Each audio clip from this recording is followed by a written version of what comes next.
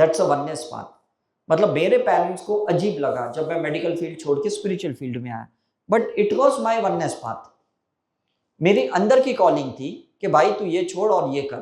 तो लोगों को लगा क्या पागलपन है, किसके इन्फ्लुएंस में आ गया है, कोई तो भड़का रहा है, कोई तो चढ़ा रहा है, कोई तो उसको गलत रास्ते पे ले जा रहा है, इज इट राइट? तो वो सर्च करने लगे कौन है जो इसको ये फील्ड से निकाल के वो फील्ड में डाल रहा है। लेकिन मेरे अंदर की कॉलिंग आई कि नहीं, समझ में? तो आपका भी अगर कोई रिग्रेशन होता है और रिग्रेशन के बाद अंदर से कोई कॉलिंग में कोई डिफरेंसेस आए ना, please follow that. Don't fight with yourself, be one with yourself.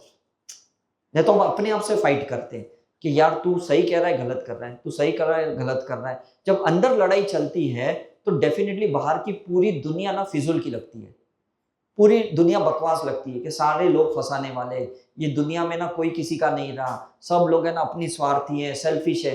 ये थॉट आते कि नहीं मुझे बताओ, थिंक अबाउट इट। देखिए कोई इंसान को भगवान ने राइट दिया ही नहीं है फंसाने के लिए, कोई किसी का कुछ भी बिगाड़ नहीं सकता है अनलेस एंड अनटिल आप वो लूप होल रखते हो, वो आप जगह रखते हो जहां पे सामने वाला बाय डिफॉल्ट घुस के वो एक्सपीरियंस देता है आपका। Now it is clear. सबसे बड़ा एग्जांपल शनि शिंगणापुर है, जहां पे पता है लोग चोरी कर ही नहीं सकते तो दरवाजे ही नहीं लगाते। माइंडसेट ही ऐसा है ना लोगों का, एक फेथ है कि नहीं शनि भगवान है, यहाँ कुछ गलत हो ही नहीं सकता। ये माइंडसेट सोच के अगर आप दुनिया के कोई भी कॉर्नर पे जाओगे तो कोई फर्क नहीं पड़ता आपको, मैं आपको ऑनेस्टली कहता हूँ। और अगर आप कर्म की फिलोसॉफी को समझते हो तो अगर कोई ले भी गया तो लगता है चलो मेरा शायद उसका देना था, मैं नहीं दिया तो वो लेके गया, खुद ही लेके गया। आप अपनी अलाइनमेंट मत छोड़ना किसी के वजह से, अपना वननेस मत छोड़ना। Is it true? वो उसका लेके गया, उसको जो लेना था लेके गया, क्योंकि अल्टीमेटली वो लेके गया आपसे, आपका कुछ एनर्जी लेके गया, कुछ मनी लेके गया, कुछ कंफर्ट लेके गया, लेकिन कर्म तो फ्री करके गया ना आपको। What did you get? You got the free will. आपको क्या मिला? फ्री विल मिला। वो डिटैच्ड होके गया, वो धोखा देके गया, वो तकलीफ देके गया, वो पेन देके गया, लेकिन आपको फ्री विल देके गया और उसके लिए तो कुछ भी पे करने के लिए तैयार है। तो जब महावीर को किसने बोला कि तुम को मुझे मारना है तो बोले मार, तो वो बंदा खिला लेके सीधा ठोक दिया उसके सर पे यहाँ, क्योंकि उनको फ्री विल चाहिए था, उनको मोक्ष चाहिए था, and he was ready to pay anything. Buddha को जिसने बोला कि भाई मुझे तुम्हारी उंगली काटनी है, मुझे ये करना है, बोले जो करना है कर, बस मुझे तो निर्वाणा चाहिए।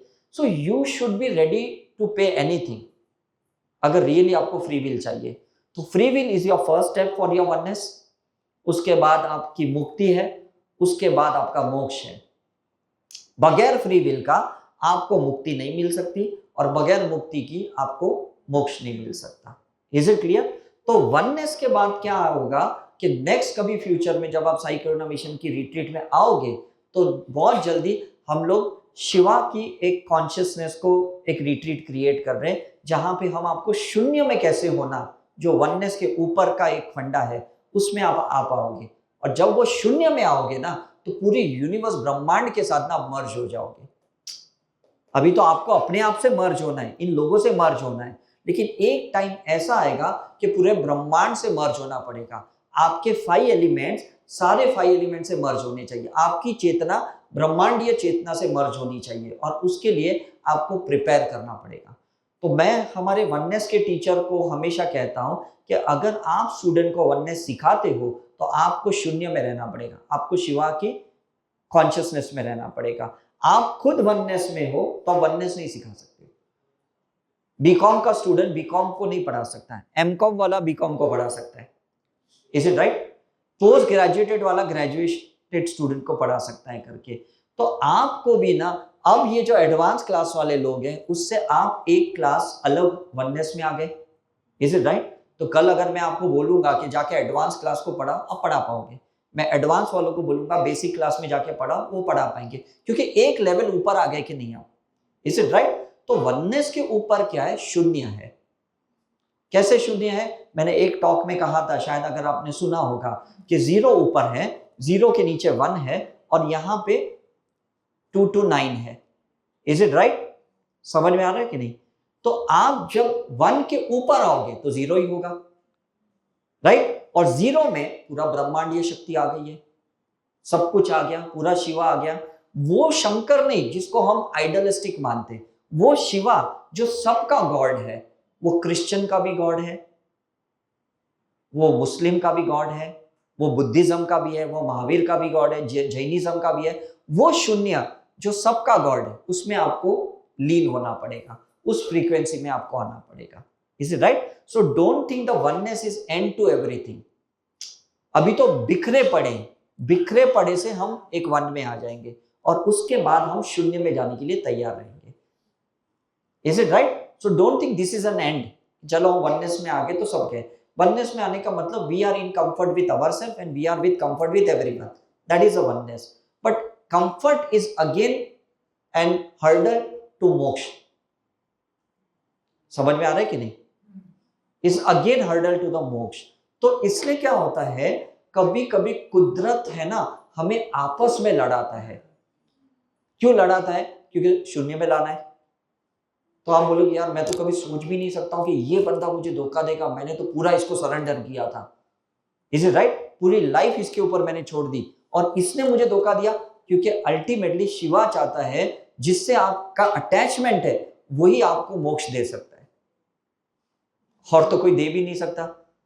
क्योंकि जो जितना सबसे ज्यादा आपको धोखा देगा, जितना आपको माइनस में लेके जाएगा, उतना ही तो आप प्लस की पुरुषार्थ करोगे ना, उतनी प्लस की प्रैक्टिस करोगे, तब जाके शून्य में आओगे।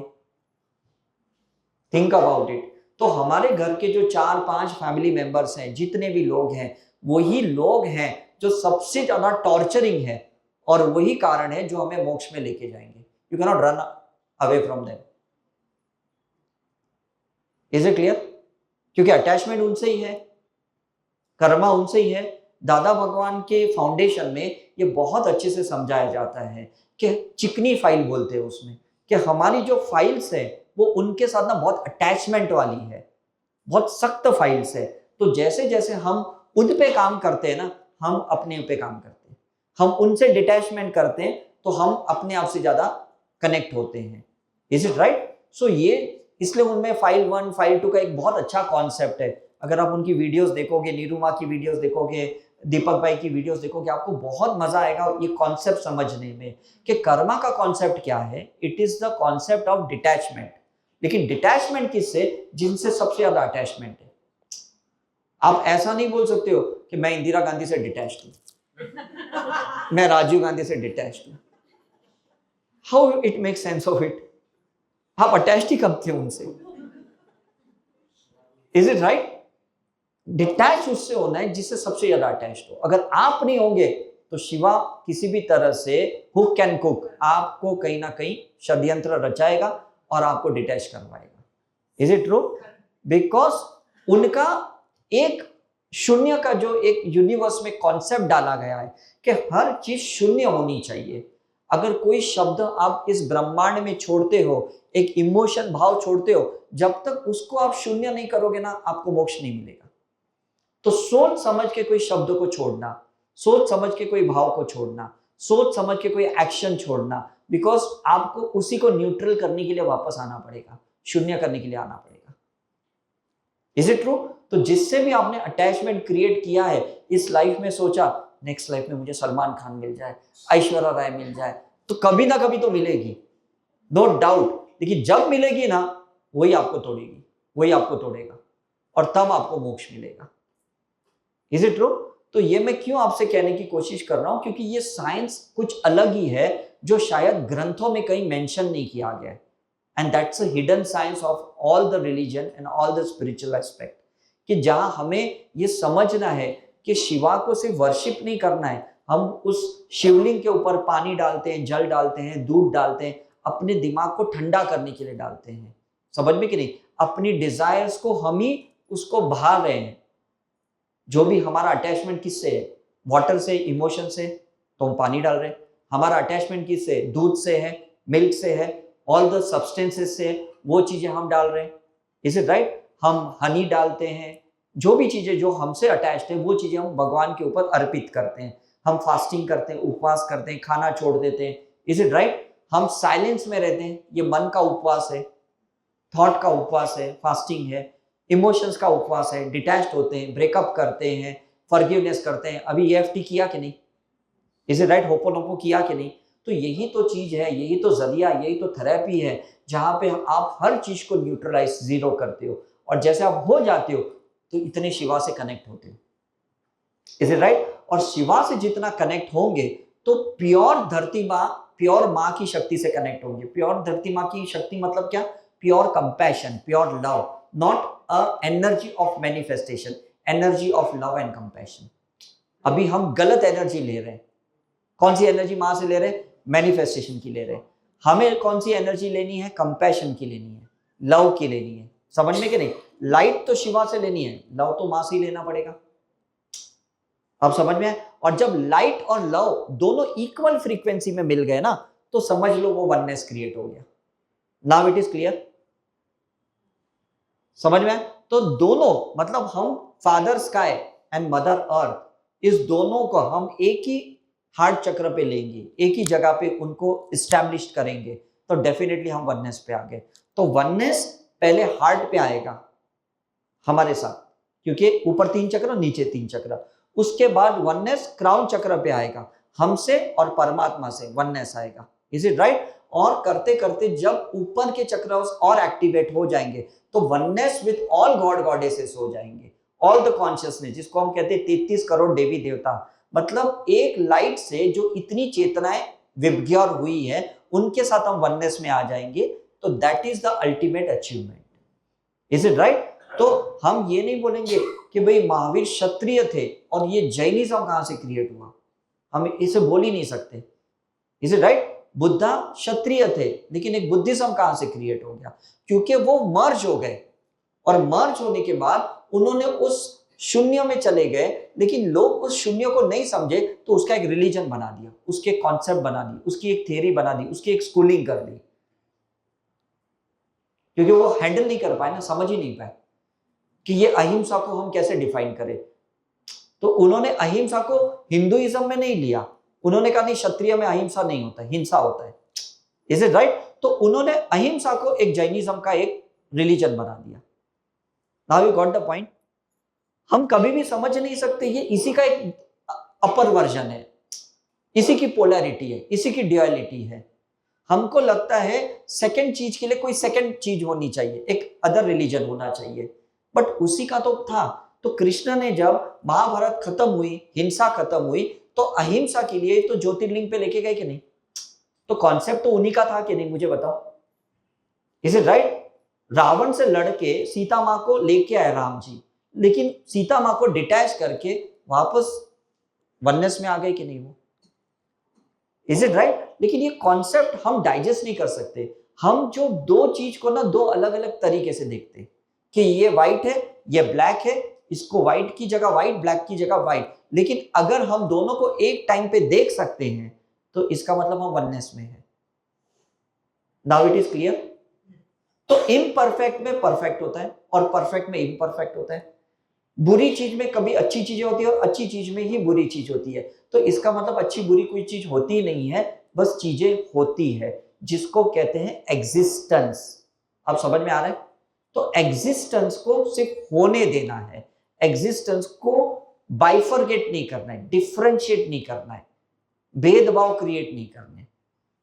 तो कोई गलत इंसान आपकी लाइफ में नहीं आता तो आपको एक्सपीरियंस नहीं मिलता, तो ये एग्जिस्टेंस ही तो है।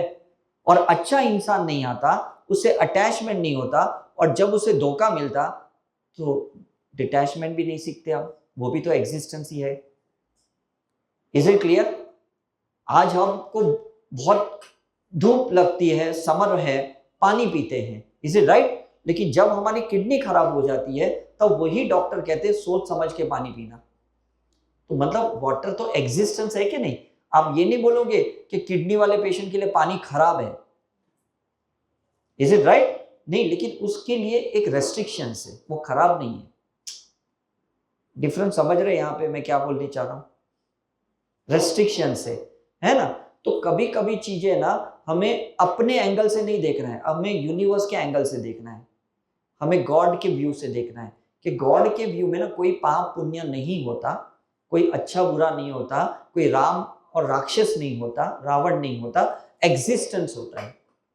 उनके लिए दिन और रात एक ही है, हमारे लिए अलग है। हम कहते हैं रात में अंधेरा होता है, दिन में उजाला होता है। ये हमारी विजन ऐसी है ना कि प्रकाश को दिखती है और हम सोचते हैं ये अंधेरा है। ये अंधेरा नहीं है, एब्सेंट ऑफ लाइट है। There is no darkness, there is a light and there is a absent of light. तो this is the concept of oneness. Is it right? तो कोई आदमी अगर आप पे गुस्सा करता है, कोई चिढ़ता है, कोई कुछ भी करता है, इसका मतलब वो पार्ट प्ले कर रहा है जो पार्ट शायद आप प्ले नहीं कर सकते। तो अगर आपको उसका वो पार्ट अच्छा नहीं लगा जो एक्टिव एंगर है, इसका मतलब आपके अंदर साइलेंट एंगर है। Is it right? आपको अगर कोई चीज का फियर है, इसका मतलब वो एक्टिव फियर है और आपके अंदर पैसिव फियर है। Is it right? तो कभी भी अगर आप कॉकरोच को देख के चिल्लाओगे तो कॉकरोच को पकड़ के नहीं बोलोगे आओ मुझे तुझ पे सिंबल डालने, सिंबल आपके मूलाधार चक्र पे डालने, क्योंकि अंदर से एक फियर एक्टिवेट हुआ है। समझ में कि नहीं? तो ये जो दशहरा को, जो रावण को जलाते हैं ना, जो हम ऐसे समझते हैं, एक्चुअली उस टाइम पे अंदर के रावण को हीलिंग करनी है। क्लियर है कॉन्सेप्ट? तो ये चीजें हमें क्यों नहीं समझाएगी? क्योंकि पहले से क्या बताया गया, हर चीज बाहर होती है। ये बचपन से ये कंडीशनिंग डाली है। एक्चुअली बाहर तो सब कुछ है, आप अंदर क्या क्रिएट कर रहे हो वो बाहर से अट्रैक्ट कर रहे हो। तो मुझे बताओ चॉइस किसकी है? बस। तो जब ये प्रैक्टिस करोगे और धीरे धीरे आपको समझ में आएगी कि मुझे अपनी चॉइस को रिफाइंड करना है, मुझे अपनी चॉइस को वननेस में लेके आना है, और जब वो हो जाएगा तो कोई फर्क नहीं पड़ता सामने कुछ भी हो। How does it matter to you? Is it right? अगर आपने कोई फर्स्ट क्लास की टिकट ट्रेन की निकाली है, फर्स्ट क्लास के डब्बे में बैठे हैं, आपको क्या फर्क पड़ता है कोई जनरल डब्बे में बैठा है तो? कोई फर्क पड़ने वाला है नहीं, because you are align to your ticket, you are align to your seat. आप थोड़ी दूसरे के डब्बे में जाके ये तू यहाँ क्या बैठा है, तू वहां क्यों नहीं बैठा है, कभी पूछा है आपने? मैं इकोनॉमी क्लास में बैठता हूं, मैं कभी बिजनेस क्लास के लोगों को थोड़ी बोलूंगा यार मेरे साथ पीछे बैठ। अरे उसकी मर्जी है, उसकी चॉइस है, उसने ज्यादा पैसे खर्च किए तो कहीं भी बैठे। Is it right? You shouldn't feel guilt और यू शुडंट फील कि यार मैंने क्या कर्म किया मुझे पीछे बैठना पड़ रहा है, वो आगे बैठ रहा है। ये ऐसे थॉट्स कभी नहीं आने चाहिए। तो प्लीज कभी भी ऐसे थॉट आए, कभी भी ऐसे इमोशंस आए, या कभी भी ऐसे डिफरेंसेस क्रिएट होना, इमीडिएटली वननेस की सिंबल यूज करना। जो भी आप यहाँ पे सीखे हो, आपका अट्यूनमेंट हुआ है, आपकी शक्तिपात हुई है, किसी को सिखा के भी फायदा नहीं, क्योंकि जब तक उसका अट्यूनमेंट नहीं होगा ना वो यूज नहीं कर पाएंगे। He has to be the channel of Baba and Baba ji. समझ में आएगा कि नहीं? वो जब तक चैनल नहीं बनेगा तो उसके अंदर वो वननेस आ ही नहीं सकता। तो इसलिए इस कलयुग में पिछले 30 साल से ना थेरेपी आई है, इसके पहले कोई थेरेपियां नहीं थी। मुझे नहीं लगता महावीर, बुद्धा, जीसस ने कभी ये सिंबल्स का इस्तेमाल किया होगा, बिकॉज वो लोग अपनी इंटेंशन को इतने स्ट्रॉन्ग कर चुके थे कि उसी से वो मोक्ष निर्वाणा प्राप्ति कर ली है। लेकिन अभी हमारा इंटेंशन इतना स्ट्रॉन्ग नहीं है और इतने कॉम्प्लेक्स कर्मास हमने क्रिएट किए हैं। उनके टाइम पे अगर हो सकता है कि 600 थॉट्स पर डे होंगे, आज हमारे 60,000 थॉट्स हैं, तो हमें एक्स्ट्रा थेरेपी लगेगी कि नहीं? तो कोई अगर कहेगा कि भाई ये तो सिंबल्स कहीं ग्रंथ में नहीं है, कहीं मेंशन नहीं किया गया है, तो हम कैसे बिलीव करें? हर दवाई तो कोई पहले से क्रिएटेड थोड़ी थी। कोविड आया तो बाद में वैक्सीनेशन आया कि नहीं?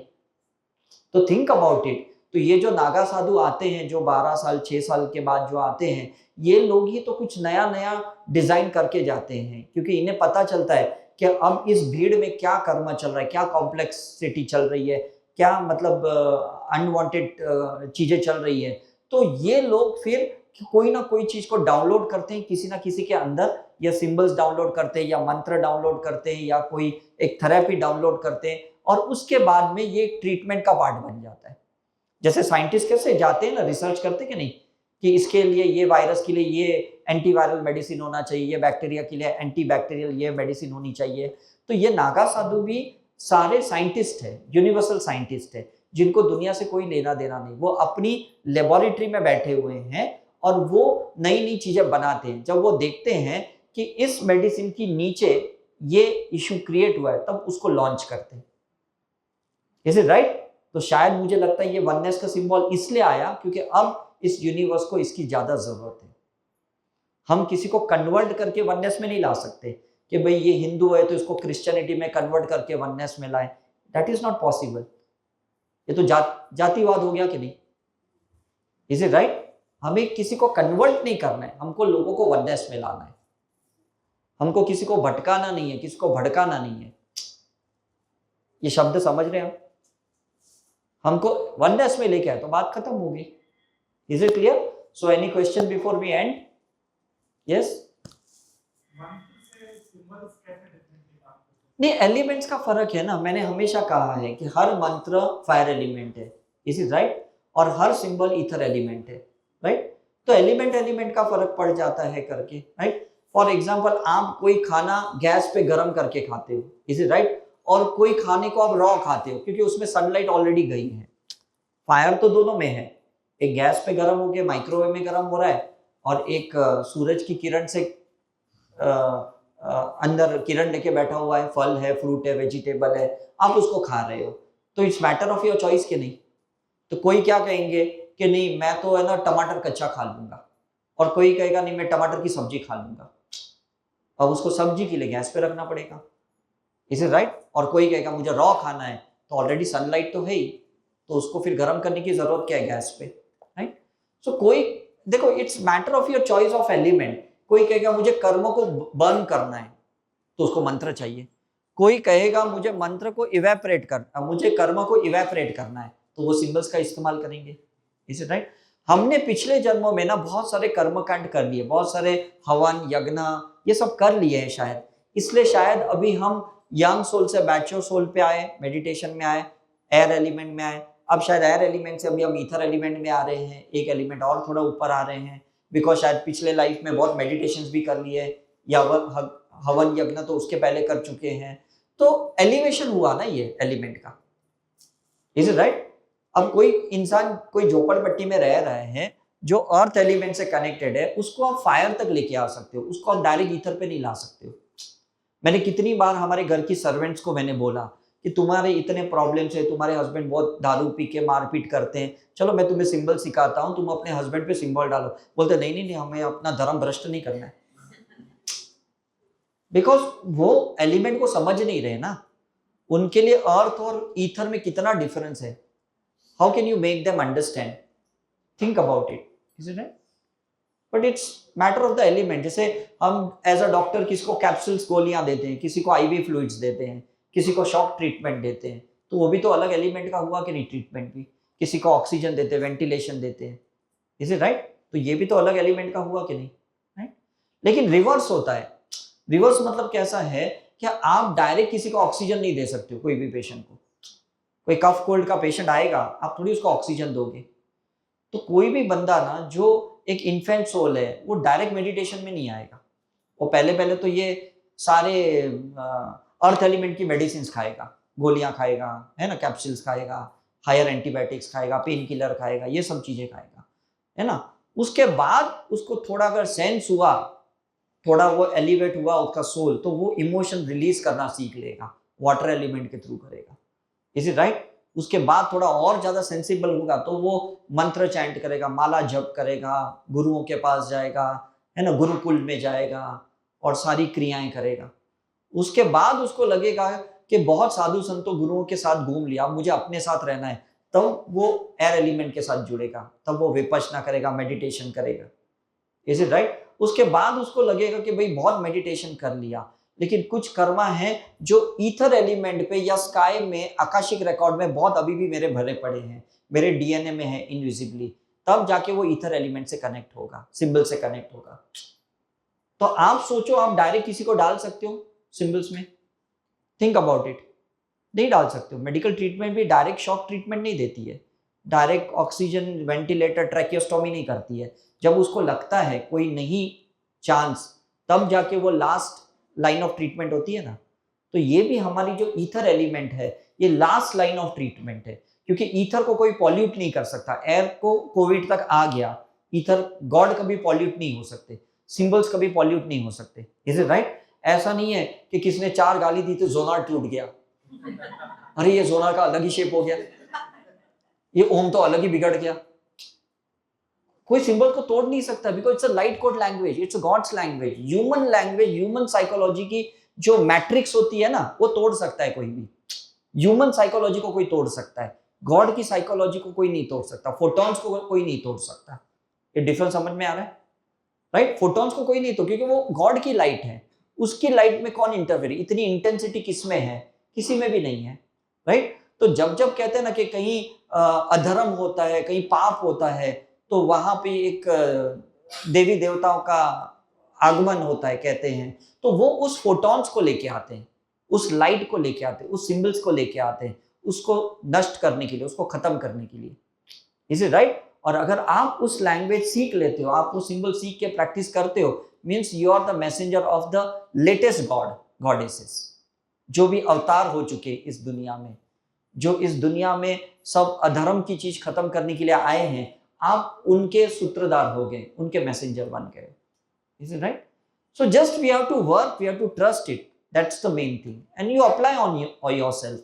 जब आप अप्लाई करोगे तो आपको डेफिनेटली रिजल्ट मिलेंगे, and you can not deny it. भले अभी तक लेबोरेटरी में उसकी टेस्ट नहीं हुई है, बिकॉज कॉन्शियसनेस का कोई इंस्ट्रूमेंट नहीं बना है अभी तक, सिर्फ एनर्जी का ऑरा मशीन बना है। Is it right? चेतना का कोई अभी एक साधन नहीं बना है जिसको हम डिटेक्ट कर सके कि इसके अंदर किसकी चेतना है, माँ दुर्गा की है कि माँ काली की है, माँ सरस्वती की है कि राम की है कि कृष्ण की है कि हनुमान की है कि जीसस की है। हम बिल्कुल ये नहीं बोल सकते अभी, ये सिर्फ चैनलाइजिंग में ही मैसेज आ सकते हैं कि ये बंदा किसकी चेतना लेके आया है, राइट? मे बी फ्यूचर में कोई ऐसा मशीन बन जाए और जिसे हम डिटेक्ट कर सके, right? Yes, any other question? हाँ हाँ हाँ, नहीं नहीं, वो सिंपल है ना। देखो, जैसे एक एनर्जी का विबग्योर होता है ना, लाइट का विबग्योर होता है, तो कॉन्शियसनेस का भी तो विबग्योर होता है ना। Is it right? अब क्या होता है ना कि कोई एक टीचर जिसने बीए किया है फॉर एग्जांपल, राइट, वो किसी केजी क्लास में पढ़ा रही है, तो वो छोटी तो नहीं हो गई, सिर्फ उसकी चॉइस है कि मुझे बच्चे को ना एबीसीडी पढ़ाना है, मुझे पोइट्री पढ़ाना है। Is it right? तो ये होता है, ये अवतार है ना, ये सारे उसी इनफाइनाइट सोल लेवल के हैं। ये ऐसे कोई ऊंच नीच वाले अवतार नहीं होते, सब एक ही लेवल के होते हैं, लेकिन उनकी अपनी चॉइस होती है। तो जैसे कॉर्पोरेट में एक मीटिंग नहीं होती है, तो मीटिंग में कैसा होता है ना, सब लोग अपना अपना एक सिलेक्शन करते हैं कि हाँ, मार्केटिंग मैं संभालूंगा, ये मीडिया का काम मैं संभालूंगा, ये चीज मैं संभालूंगा, कम्युनिकेशन मैं संभालूंगा। तो ऐसे ही है ना, एस्ट्रल मीटिंग्स होती है इन सारे अवतारों की, और वो डिसाइड करते हैं यार ये काम मैं संभालूंगा, इसमें मैं माहिर हूँ, इसमें मैं कंफर्टेबल हूँ, and they select and they come and they take over the work. तो हम ये नहीं बोल सकते कि आज कोई आदमी ये कोई मंत्र सिखा रहा है ये कम अवतार वाला है, ऐसा नहीं है, ये अपनी चॉइस है उसकी। समझ में कि नहीं? आज आप देखते हो अब्रॉड कंट्री में जो मल्टी मिलियनर पर्सन है, वो सैटरडे संडे को घर के काम करता है, तो वो कोई नीच का काम थोड़ी करता है, वो अपना ही तो काम कर रहा है। वो घर की सफाई कर रहा है, वो लॉन्ड्री कर रहा है, वो गार्डनिंग कर रहा है ना? तो आज भी वो बॉस ही है ऑफिस में जाके, राइट? लेकिन उसकी अपनी चॉइस है कि नहीं, मैं अपने हिसाब से ये करूं, right? So that's the main thing. लेकिन लोग है ना उसको डिफरेंशिएट करते कि मेरे भगवान ऊंचे, मेरे गुरु ऊंचे, ये और ये चीजें मुझे लगता है कहीं वाद विवाद क्रिएट करता है। ये एक्चुअली ऐसी बातें नहीं होनी चाहिए।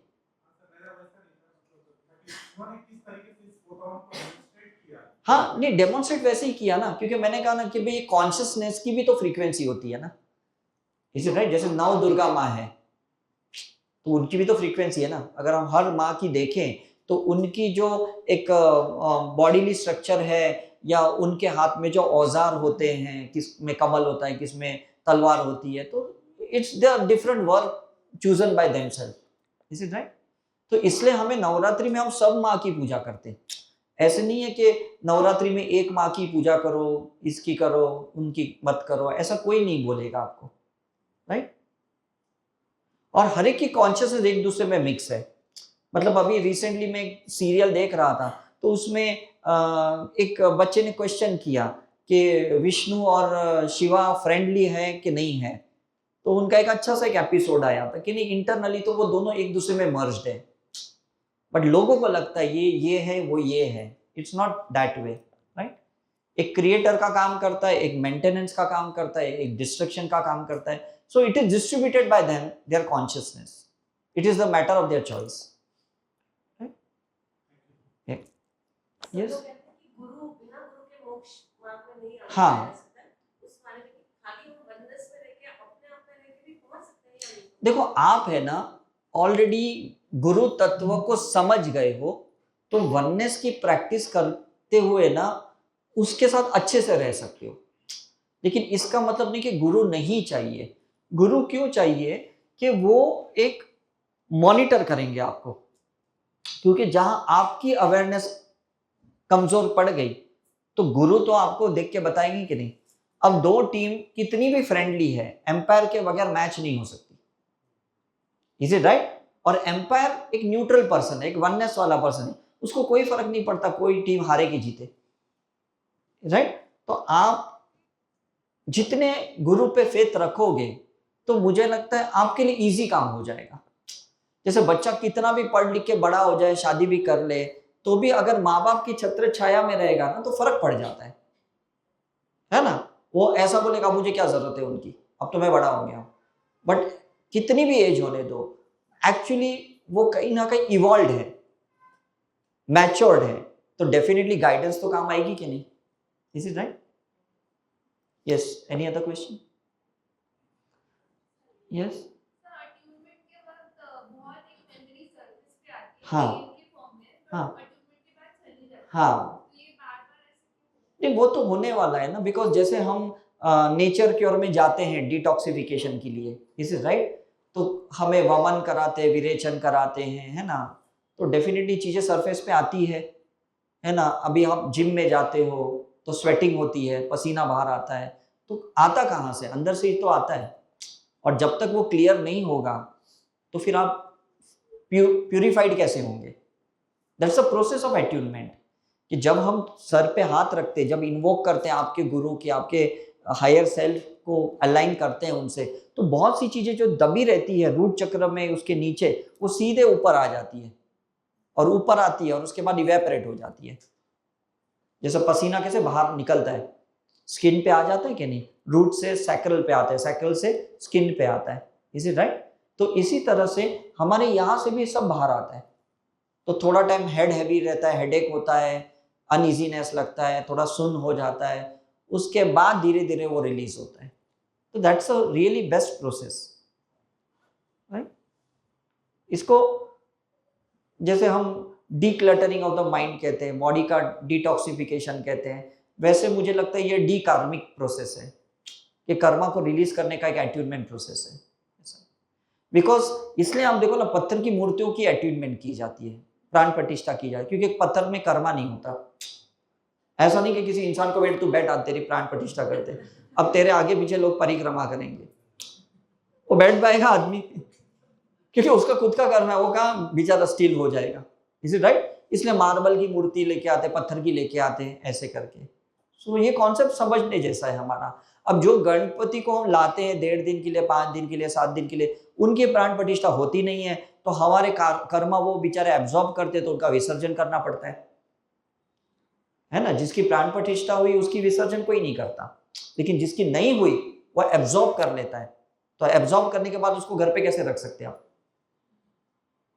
और फिर वो डिटैचमेंट सिखाता है कि जिससे आप अटैच्ड हुए, दिन रात पूजा पाठ आरती ये सब करते थे, अब उसी को आपको अपने हाथ से विसर्जन करना है. सो ये एक अच्छा लेसन ही तो सीख रहे हैं हम लोग, और क्या कर रहे हैं, राइट? लेकिन उत्साह के साथ जा रहे हैं. उत्सव तो पूरा टाइम मनाया, लेकिन जाते वक्त और आते वक्त उत्साह मनाते हैं हम लोग, है ना? तो this is real culture of the life, कि इंसान आता है तो भी लड्डू बांटो, और जब जाते हैं तो बर्फी बांटो.